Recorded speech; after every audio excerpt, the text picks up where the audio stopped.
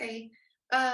Thanks for joining today to learn more about the BSW major practice sequence application. So in the presentation for today, we'll talk about what are the requirements to apply, how do you apply, and how do you move about the sequence of the major. So, oops. Um, First, our major is divided between major foundation and major practice sequence. So the foundation sequence is where you're taking the foundational social work courses. Most of them are going to be lower division classes. And you're usually taking those during your first and second year while you're completing some of your other degree requirements like your core or maybe your gen education requirements. Then the major practice sequence courses are typically saved for your third and fourth year while you're completing your upper division coursework, maybe those upper division social behavior science classes, and as you prepare to enter field. So the foundational courses are your social work 310 introduction to social work and social welfare, social work 318 which is social work statistics, social work 312 generalist practice, social work practice knowledge values and skills, 313 which is our social work research methods, and 325 the one upper division class of the five course of foundational courses is foundations of social justice. So these again are going to be the foundation coursework that you would take, and these courses are the courses that you will get access to once your application is approved to advance into the major practice courses.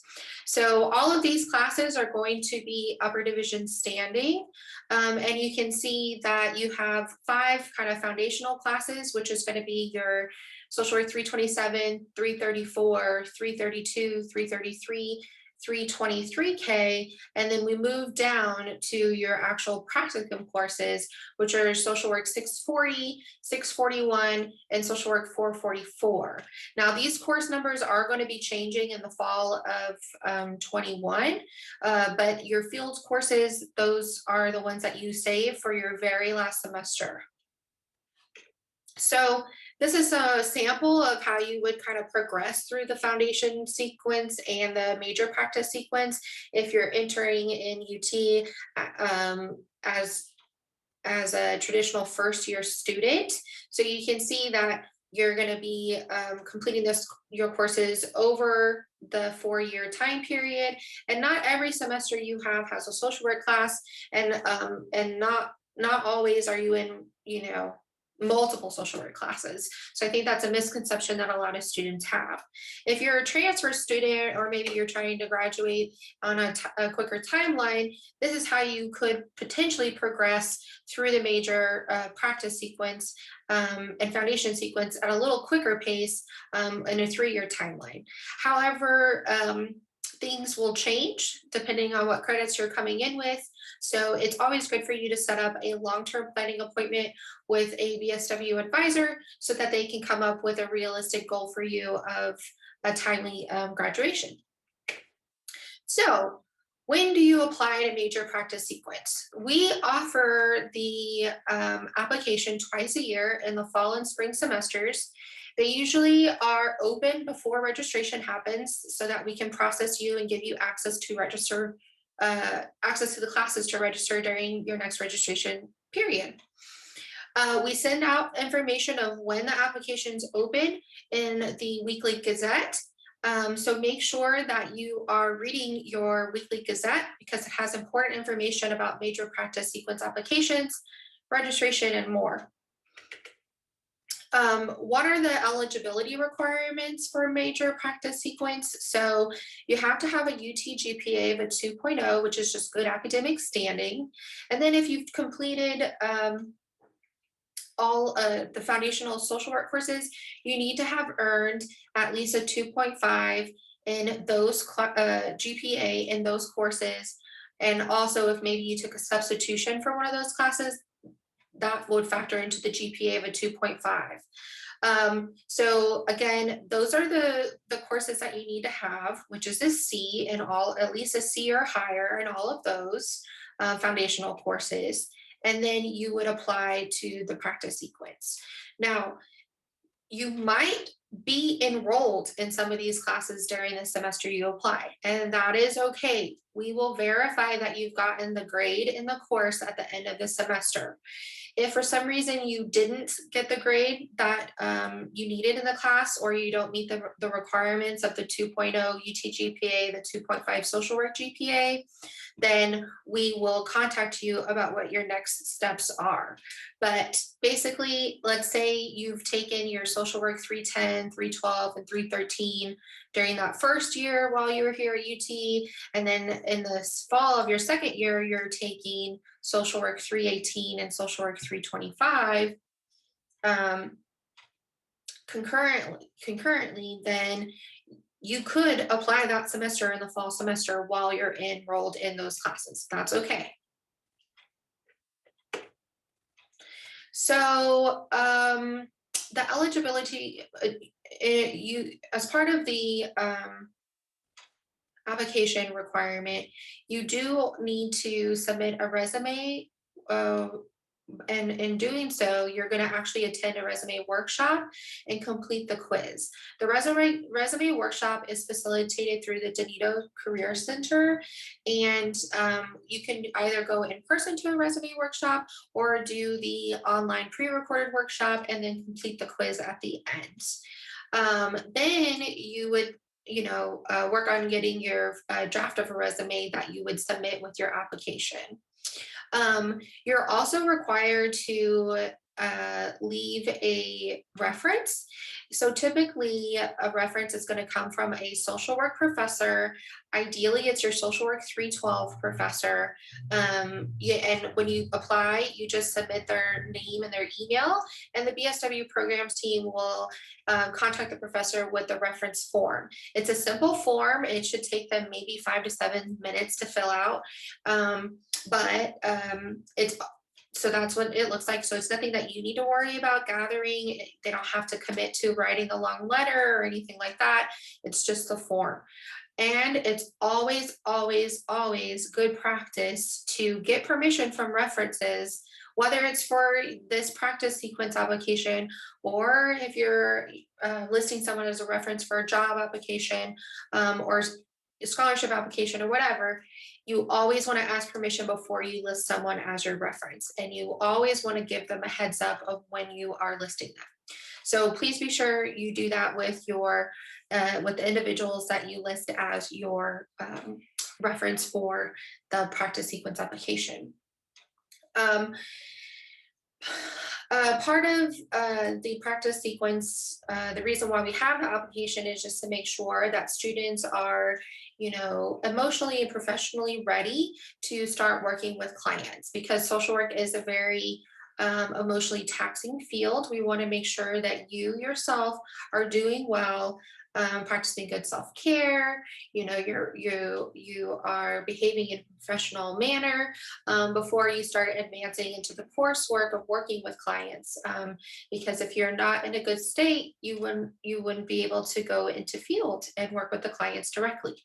So, and then the last thing that you need to do with your application is there will be some personal statement or narrative questions that you need to submit as part of the application process. Typically, students will, write this out, and you have about 5 to 7 pages where you can answer each of the questions.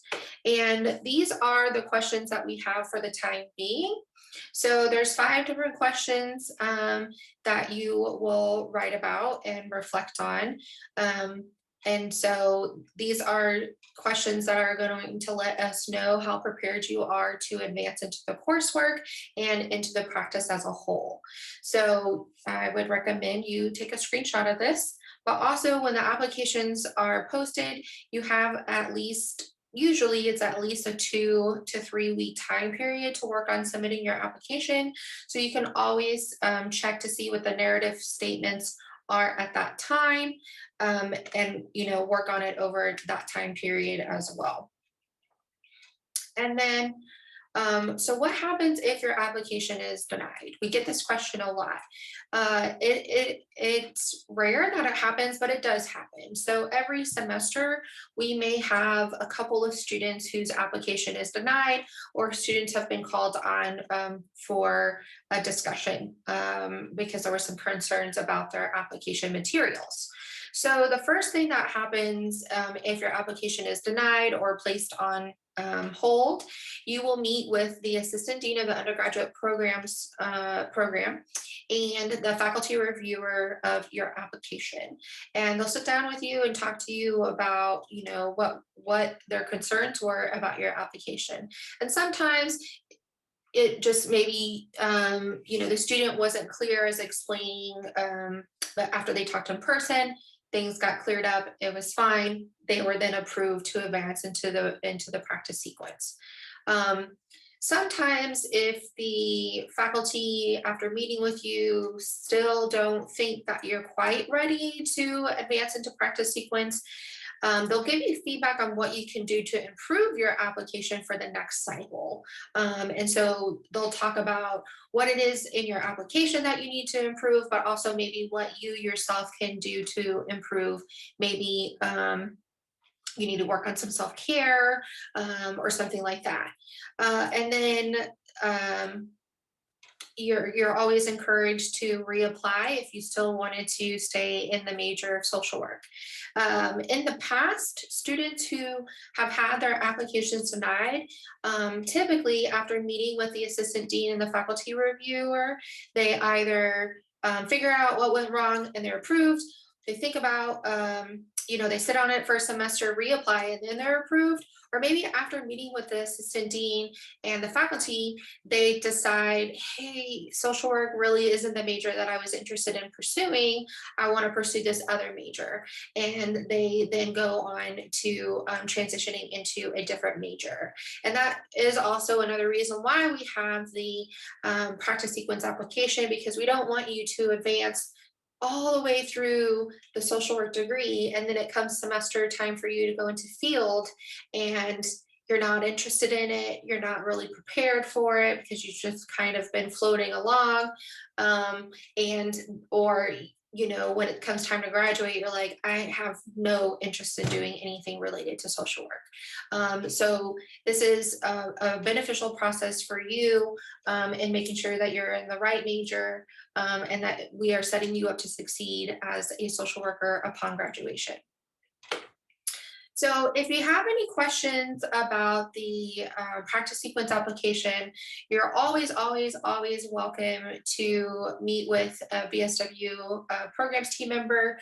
We're available for virtual walk-ins right now. We have appointments that you can come to as well. You can see our walk-in advising hours and how to schedule an appointment again in your weekly gazette. So please do make sure that you read that. There's always a link towards the top to both our walk-in hours calendar and the appointment scheduling system. So this hopefully addressed any major questions or concerns you had about the BSW practice sequence application. But like I said, you're always welcome to come and speak with one of us. And I highly, highly, highly encourage you that you set up a long-term advising appointment during the next time so that you can plan with a BSW advisor about your progress towards graduation and when is the ideal semester for you to be applying to the practice sequence. Okay, that's all the information for today. Thank you.